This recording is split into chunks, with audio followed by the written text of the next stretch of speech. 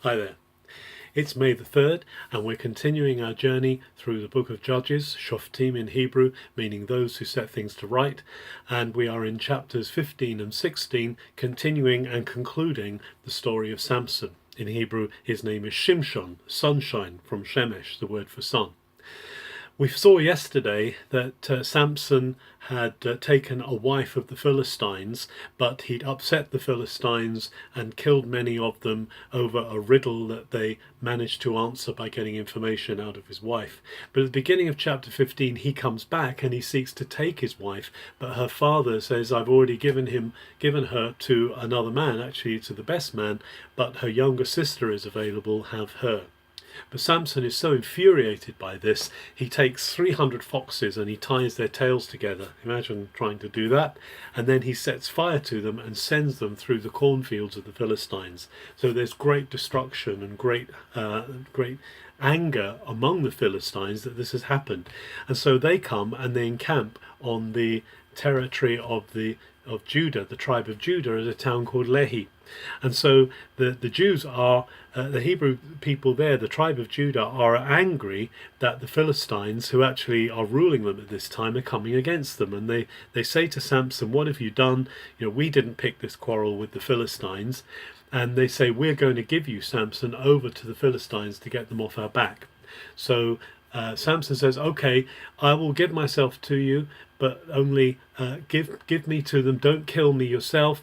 Give me to the Philistines bound up with new ropes. So they bind him with new ropes, and the tribe of Judah hand him over to the Philistines. And of course, when he's handed over to the Philistines, he breaks off the ropes in a show of strength, picks up the jawbone of an ass and kills 1,000 of the Philistines. And out of that, he ends up being the judge of Israel for 20 years. So he at that point is brought into the place of leadership and of rulership. However, he still has these tendencies, these flaws of character, this driving libido, which makes him make poor decisions. At the opening of chapter 16, he goes to visit a prostitute in Philistine territory, and while he's there, the Philistines close in on him and intend to kill him in the morning, but he leaves at midnight, and it says he tears up the doorposts of the town gate as he goes and takes them with him. And again, another sign of strength. But then he meets his nemesis in the character of Delilah. We often call her Delilah.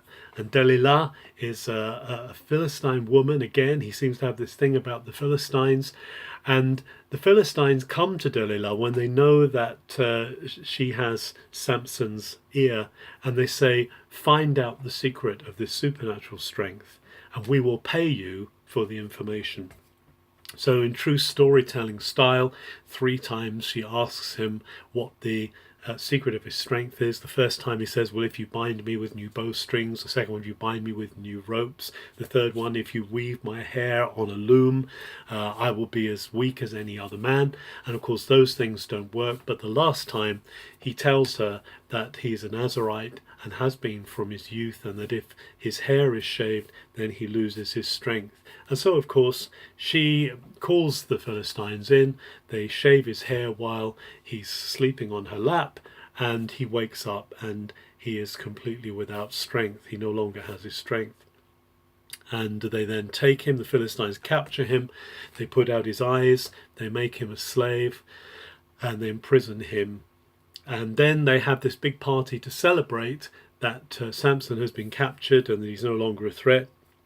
And they bring out Samson for show and to make a spectacle of him. But Samson, blind as he is, stands in the between the pillars that are supporting a room where there are thousands of people gathered to make fun of him. And he prays this prayer and he says, Lord, just let me this last time see your strength upon me, so that I might avenge my 2 eyes. And in a great show of strength, he pushes the supporting pillars, and the people, the floor collapses and the people die. So it says he killed more in his death than he did in his life. It's the real stuff of stories. It's the real storyteller's skill that brings out so much that we know of Samson. But the things we want to glean from this are obviously the character issues with Samson. The fact, although he was a judge of Israel for 20 years, God had put him in place, God had anointed him, yet his downfall was this inability to control his libido, this inability, and particularly it made him a security risk. We need to be aware that the things in our character which are not in line with God's word are those things which can be used and which can be manipulated to bring not just us down, but to bring down God's work. And we need to make sure that we are constantly coming to God and saying, Lord, I need your help with these things, so that we don't end up in that situation like Samson did. Have a very good May the 3rd.